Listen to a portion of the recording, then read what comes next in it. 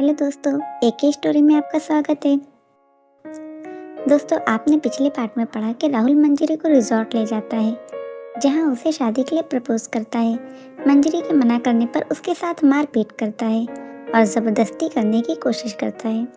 तभी वहां देबू पहुंचता है और मंजरी से कहता है, आओ पिक्चर दिखाता हूँ, अब आगे। राहुल झूमर के नीचे दबे अपने पैर को पूरी ताकत से बाहर निकालने में लगा था। पैर निकालते ही उसकी नज़र सामने खड़ी मंजरी पर पड़ी और वो मंजरी की ओर जैसे ही लपका, देवांश ने उसके उसी चोट खाए पैर पर अपने पैर से एक जोरदार ठोकर मारी, जिसे वो कराह उठा। फिर 3-4 लातें उसके पेट में मार दी और फिर राहुल के मुंह पर एक जोरदार पंच मारते हुए देवांश के मुंह से निकला, तूने मंजरी को हाथ लगाने की हिम्मत भी कैसे की, कैसे? चोट खाए राहुल के मुंह से खून निकलने लगा। वो आवाज़ सुनकर अपनी गर्दन घुमाते हुए इधर उधर देखने लगा, लेकिन उसे कुछ ना दिखा। कौन कौन है यहाँ? सामने आओ। वही खड़ी मंजरी ये सुन थोड़ा चौंक गई और खुद से ही बोली, सामने ही तो खड़ा है देबू, इसे दिख क्यों नहीं रहा? कहीं इसकी आंखों की रोशनी तो नहीं चली गई? अच्छा ही है, ऐसे जानवरों के साथ ऐसा ही होना चाहिए। राहुल ने हवा में ही पूरी फुर्ती के साथ हाथ घुमाया, जिससे देवांश थोड़ा पीछे हटता हुआ बच गया और तुरंत ही उसने एक जोरदार पंच मारते हुए राहुल को नीचे गिरा दिया और गुस्से में चीखा, इस रिजॉर्ट के बलबूते तो मंजरी का प्यार खरीदने चला था। जानवर, अमूल्य है वो और उसका प्यार। थोड़ी दूरी पर खड़ी मंजरी ये सुन भाव विभोर होकर रोने लगी। बस आवाज गूंजती सुनी तो राहुल उठ खड़ा हुआ और टूटे हुए फानूस में से लगभग 1 फीट का टुकड़ा उठाते हुए बोला, कौन है तू? हिम्मत है तो सामने आ। फिर मंजरी की ओर देखकर चीखते हुए, कौन सा माया जाल है ये तेरा, जादूगरनी, बोल। मंजरी आश्चर्य से देवांश की ओर देखकर मन ही मन, ये मुझे देख रहा है, मतलब ये देख सकता है, तो ये देबू को क्यों नहीं देख पा रहा? ये सोचते हुए उसने देवांश की ओर देखा। देवांश शायद मंजरी के मन की शंका को भाप गया और अपने जीवित रूप में राहुल के सामने आ गया। उसके सामने आते ही आ करते हुए राहुल एक झटके से पीछे हट गया। उसे अपनी आंखों पर भरोसा नहीं हो रहा था। ले आ गया सामने, अब बोल, देबू ने कहा और अब चौंकने की बारी मंजरी की थी।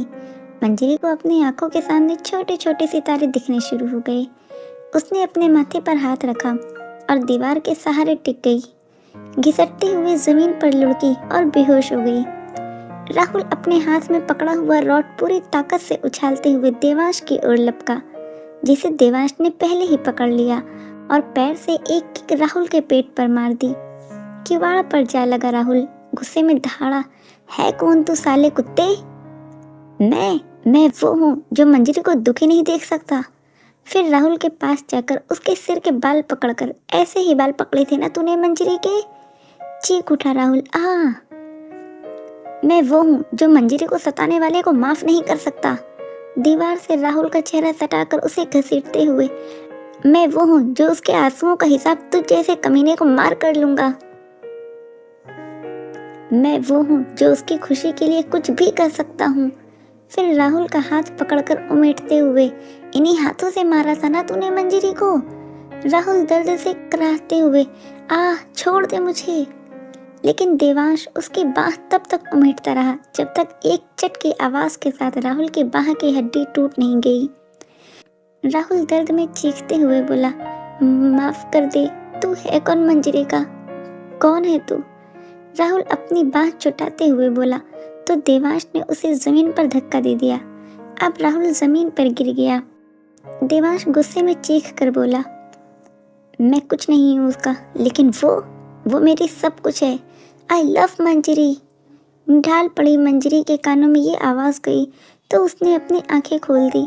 उसे होश आ गया। वो आश्चर्य से मुंह खोले देवांश की ओर देखने लगी, जो राहुल के सामने गुस्से में आग बबूला खड़ा था और राहुल एकदम चोटिल जानवर से जमीन पर अध लेटा पड़ा था। मंजरी हाफते हुए दीवार के सहारे खड़ी हो गई। देवांश ने अपना एक हाथ ऊपर की ओर उठाया और बोला, इस रिजॉर्ट के बलबूते ही खरीदने चला था ना तू मंजरी का प्यार, मेरी मंजरी का प्यार। मुझसे पूछता है कौन हूँ मैं उसका। आई लव मंजरी। देख राहुल, अपने घमंड को टूटते हुए देख। एक एक करके रिजॉर्ट की दीवारें धम धम करती हुई गिरने लगी और राहुल बौखलाया सा जो दीवार गिरती उसी ओर देखने लगता। मंजरी जो हाथ पैर से बस आंखें फैलाए सब ओर देख और सुन रही थी। बस उसके मुंह से देबू ही निकल पाया और उसने अपनी हथेली खुद के खुले मुंह पर रख ली। अगले ही पल आगे बढ़कर देवांश ने राहुल से वो लोहे की रॉड छीन ली और अपना पैर राहुल के सीने पर रखकर चिल्लाया, मार दूंगा तुझे। अब राहुल जमीन पर चारों खाने चित पड़ा था। देवांश का एक पैर उसके सीने पर और दोनों हाथ जिनमें रॉड पकड़ी थी देवांश ने, वो दोनों हाथ हवा में वो रॉड को राहुल के सिर पर मारने ही वाला था। उसी पल मंजरी भागती हुई आई और घुटनों के बल देवांश के सामने गिरती हुई चीखी, नहीं नहीं देबू, नहीं, रुक जाओ, तुम इसे बचा रही हो मंजरी। देवांश ने भी चीखते हुए कहा, नहीं देबू, इसे मारकर अपने हाथ गंदे मत करो तुम। मेरी फिक्र मत करो मंजरी, अगर ये जिंदा रहा तो फिर तुम्हें परेशान करने की कोशिश करेगा। मैं नहीं चाहता ये कमीना तुम्हें देखे भी। गुस्से में देवांश चीखा, देबू, तुम्हें मेरी कसम, रुक जाओ। देबू हत्यारा नहीं हो सकता, नहीं हो सकता हत्यारा। मंजरी ने जब ये कहा तो देवांश का गुस्सा जाता रहा। अपने हाथों में पकड़ी रॉड उसने फेंक दी और एक कोने में जाकर खड़ा हो गया। रिजॉर्ट की दीवारें अब भी गिर रही थी। कुछ देर मंजरी को सिसकते हुए देखता रहा, फिर बोला, बहुत थक गई हो तुम मंजरी, चलो घर छोड़ दूं तुम्हें। सालों से मन ही मन तब तुम रहे हो और थकी मैं हूँ। उसने देवांश की ओर देख कर कहा तो देवांश ने नजरें नीचे कर ली। वो सब ऐसे ही कह दिया था मंजरी, मैंने उसे दिल से मत लगाओ। मंजरी गुस्से में न जाने कैसे मेरे मुंह से निकल गया। देवांश मंजरी की ओर पीट करके बोला, गुस्से में ही तो सच निकलता है ना देबू। वो अब भी जमीन पर ही बैठी थी। मंजरी, मैंने कहा बस ऐसे ही भूल जाओ जो तुमने सुना। तुम तो नहीं भूल पाए देबू मुझे, क्यों नहीं बताया मुझे, बताओ क्यों नहीं बताया मुझे। मंजरी थोड़ी तेज आवाज में बोली, कब बताता, कब बताता मंजरी, बोलो कब बताता, जब महसूस हुआ तभी बता देते। देवांश ने कहा, महसूस तो मुझे तभी हो गया था मंजरी, जब अपनी महीनों की पॉकेट मनी के पैसे बचा बचा कर तुम्हारे लिए वो चांदी का कड़ा लाया था। मंजरी ये सुनते ही और तेज सिसकी के साथ रोने लगी। तब भी महसूस हुआ था मंजरी, जब उस दिन फेयरवेल पार्टी के बाद तुमसे पूछा था कि क्या तुम मुझे पसंद करती हो।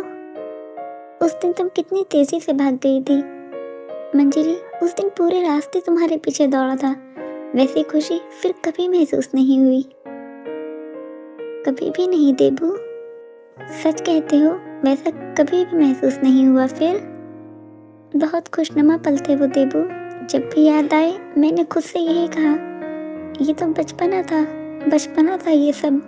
देवांश ने कहा, मैंने भी यही कहकर खुद की भावनाओं का कत्ल कर दिया और ग्रेजुएशन में कितनी ही बार लड़कियों से फ्लर्ट करने की कोशिश की, रिश्ते में जाने की कोशिश की, लेकिन सब फेल, मैं नहीं कर पाया। बार बार तुम्हारा चेहरा सामने आ जाता, तब भी महसूस हुआ प्यार करने लगा हूँ तुमसे। यहाँ तक कि ग्रेजुएशन के पहले साल में मैं फेल भी हो गया। मंजरी मुस्कुरा कर बोली, क्या तुम पहले साल में फेल हो गए थे देबू। देवांश भी मुस्कुरा कर बोला, हाँ मंजरी, तुम जो नहीं थी 12वीं में तो तुम्हारी वजह से पढ़ पाया था और अच्छे नंबरों से पास हुआ। तुम क्या गई, मानो सब चला गया मंजरी। ओ देबू, पूरा चेहरा आंसुओं से भीग गया मंजरी का। फिर गोवा आकर तुम्हें देखता, तुम्ही से छुपकर न जाने कितनी बार। सामने क्यों नहीं आए देबू तुम, किस मुंह से सामने आता मंजरी। तुम शुरू से ही इंटेलिजेंट रही हो और मैं गधा, यूं ही सड़कों पर चप्पल चटकाता घूमता आवारा सा लड़का जो ग्रेजुएशन भी पास नहीं कर पा रहा था। इससे कुछ फर्क नहीं पड़ता देबू, हामी में सिर हिलाकर। लेकिन उस वक्त यही समझ पाया, फिर अन्य की शादी में तुम्हें देखा, जैसे नई ऊर्जा मिली हो। मुझे यकीन हो गया, ये मान लो कबूल किया मैंने उस दिन कि तुम ही हो जिसे ईश्वर ने मेरे लिए रचा है। और उस शादी में भी मैंने तुम्हें अनदेखा कर दिया ना देबू। नहीं मंजरी, तुम बेकार में ही ये सब कुछ सोचकर खुद को तकलीफ दे रही हो। मुझसे तो पूछो, मेरा तो उस ओर ध्यान ही नहीं गया। तुमने बात नहीं की या अनदेखा कर दिया, क्या फ़र्क पड़ता है। तुमने जो किया सही किया। उस वक्त बस तुम्हें देखते ही न जाने क्या हुआ मुझे। उसके बाद खुद को तुम्हारे लायक बनाने में पूरी ताकत झोंक दी मैंने। जब भी हताश महसूस करता, बस चुपके से गोवा जाकर तुम्हें दूर से देख लेता। और 2 सालों में ही मैंने आईएफएस की ये परीक्षा पास की। देबू, तुम्हें ये ख्याल नहीं आया कि कोई और आ सकता है मेरी जिंदगी में इस दौरान? सोचा था, मगर मुझे यकीन था अपनी इस अटूट चाहत पर, खुद पर, कि चाहे कितनी भी दूर चली जाओ तुम, अपने प्यार का एहसास दिलाकर और ये यकीन दिलाकर कि उस ऊपर वाले ने मुझे ही बनाया है तुम्हारे लिए। कहाँ भटक रही हो तुम मंजरी? तुम्हारा प्यार यहाँ है, मैं वापस ले आता तुम्हें। मंजरी ने एक तेज सिसकी लेकर दोनों हाथों से चेहरा ढक लिया। तुमने इतना चाहा मुझे और मैंने क्या किया देवू तुम्हारे साथ? तुम हमेशा याद आते रहे मुझे, लेकिन मैं झुठलाती रही खुद को, ये सोचकर कि मन का वहम होगा, मेरा बचपना होगा। तुम अपनी जिंदगी में मस्त हो गए। काश तुम एक बार सामने आते देबू, काश एक बार सामने आ जाते। भगवान ने तो हमें बहुत पहले ही मिला दिया था मंजरी, लेकिन हम ही नहीं समझ पाए। ये हमारा दोष रहा। ये कहो, जो हुआ अच्छा हुआ, भगवान कभी गलत नहीं करते। तुम तो जानते हो देवू मुझे हमेशा से मैं कितनी बेवकूफ़ हूँ। तुम्हें आना चाहिए था। फिर उठकर देवांश के पास जाकर उसने देवांश के गले लगना चाहा, तो देवांश कुछ कदम पीछे हट गया। इससे मंजरी को बड़ा आश्चर्य हुआ। ये क्या, अब तुम्हें गले भी नहीं लगा सकती मैं? इतना भी हक नहीं दोगे क्या देबू मुझे? नहीं मंजरी, वो बात नहीं है। एक तुम्हारे सिवा और था ही क्या मेरे पास? तो फिर, ये कहते ही वो फिर से देवांश की ओर बढ़ी और उसे गले लगा लिया। उसके मुंह से निकला जब उसके हाथ खुद के कंधों पर ही आ लगे। आंखें फैलाए नजर थोड़ी ऊपर की ओर डाली तो देखा देवांश आंखें बंद किए रो रहा है। आंसुओं से पूरा चेहरा भीगा है, लेकिन वो आंसू चेहरे से नीचे नहीं गिर रहे। मंजरी ने देवांश के आंसू पोंछने के लिए अपना हाथ बढ़ाकर उसके चेहरे पर रखा। उसके हाथों ने नर्म बादल को छुआ हो, जैसे वो चेहरा न होकर सफेद बादल जैसा था। अपनी हथेली को उसने उलट पलट कर देखा उसी सफेद धुएं में, और मंजरी का चेहरा तनाव से जड़ हो गया। आंखें फाड़े वो आह चीखती पीछे हटी और अपनी दोनों हथेलियां पीछे की ओर दीवार पर रखकर कांपने लगी। पूरी हिल रही थी वो।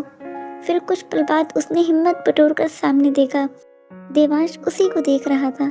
उसकी आंखों से अब भी झरझर आंसू बह रहे थे। क्या ये क्या हुआ? वो बड़ी मुश्किल से हाफती हुई बोली। तुम पूछ रही थी ना मंजरी, क्यों नहीं बताया मैंने? यही वजह थी। ये थी मंजरी। रोते हुए देवांश चीखा। मुझे कुछ नहीं समझ आ रहा देवू, कुछ नहीं, कुछ भी नहीं। मंजरी डर से अब भी कांप रही थी। जो मर जाते हैं ना मंजरी, उनका शरीर उनके साथ नहीं होता। मतलब? क्या मतलब है तुम्हारा? मतलब ये है मंजरी कि मैं मर चुका हूँ। What nonsense! क्या बकवास है ये?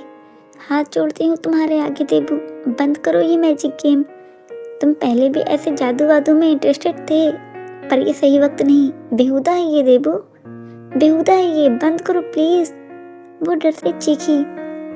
देवांश हताश आवाज में बोला, काश गेम ही होता। काश तो मुझसे ज्यादा भाग्यशाली कौन होता है इस धरती पर। मैं बस आत्मा हूँ। फिर मंजरी के पास जाकर अपना हाथ उसकी ओर बढ़ाकर, छुओ मुझे, हाथ पकड़कर देखो मेरा। मंजरी ने डरते हुए हाथ पकड़ने की कोशिश की, लेकिन उसके हाथ लगाते ही देवांश का हाथ धुएं में तब्दील होकर बिखर गया। आश्चर्य से मंजरी ने देवांश की ओर देखा और तेज सिसकी भरकर रोने लगी। मत रो मंजरी, मत रो। ये क्या हो गया देबू? कब, कैसे हो गया ये सब? सब बताता हूँ मंजरी। जॉब लगने के बाद मेरी ज्वाइनिंग इसी जंगल में हुई थी। सोचा अपनी माँ को लेकर तुम्हारे पास जाऊंगा शादी की बात करने।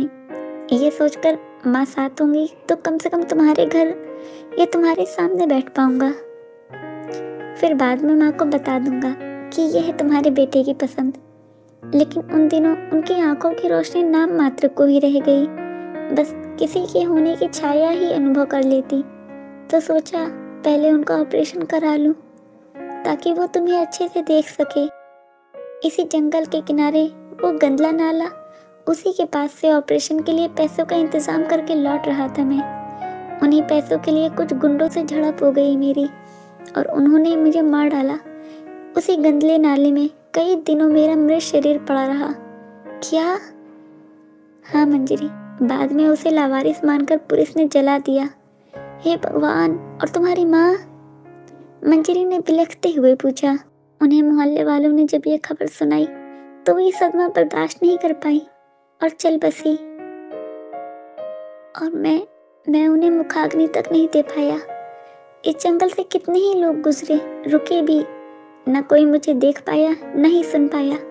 लेकिन उस दिन जब तुम्हें उन गुंडों ने छेड़ा, तुमने न सिर्फ मुझे देखा बल्कि सुना भी।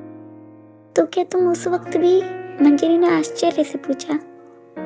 हाँ मंजरी, मैं उस वक्त भी एक आत्मा के ही रूप में था। यकीन नहीं होता। मुझे भी अपनी मौत स्वीकार करने में बहुत वक्त लगा मंजरी। मुझे तो ये भी नहीं पता था कि आत्मा के रूप में भी ताकतवर हूँ। वो भी तब जाना जब तुम्हें देखा। बहुत नाराजगी थी ईश्वर से मेरी, लेकिन जब उसने तुमसे मिलवाकर मेरी दो सबसे बड़ी इच्छाएं पूरी कर दी, अब उनसे भी कोई नाराजगी नहीं है मेरी। कौन सी इच्छाएं देबू? मंजरी ने अपने आंसू पोंछते हुए कहा।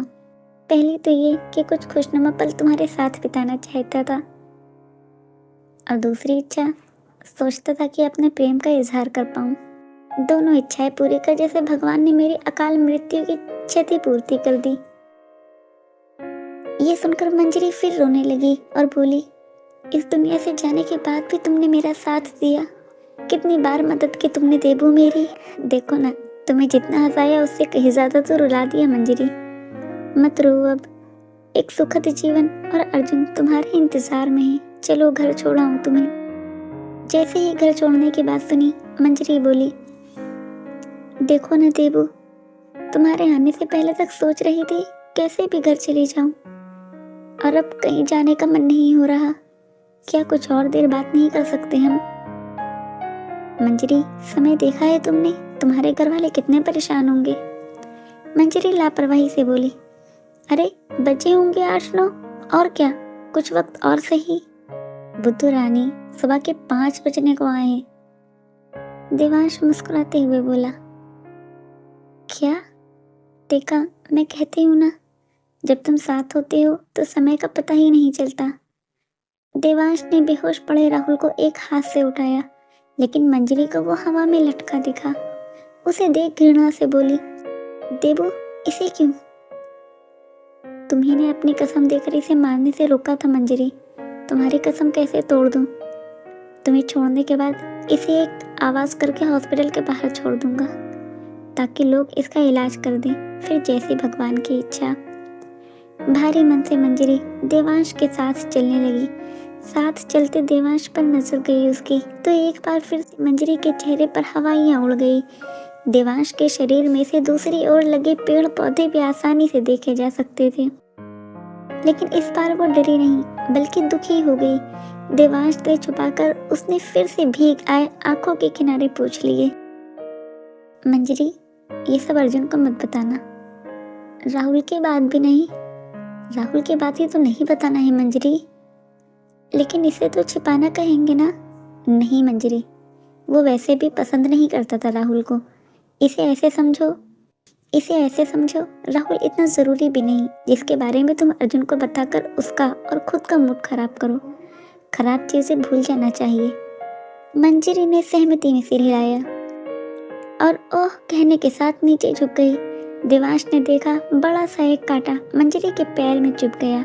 देवांश नीचे बैठा, मंजरी के चेहरे पर एक नजर डाली और मुस्कुराते हुए एक हाथ से उसका पैर का तलवा थोड़ा सहलाया और बड़े प्यार से पैर के अंगूठे के पास लगा कांटा निकाल दिया।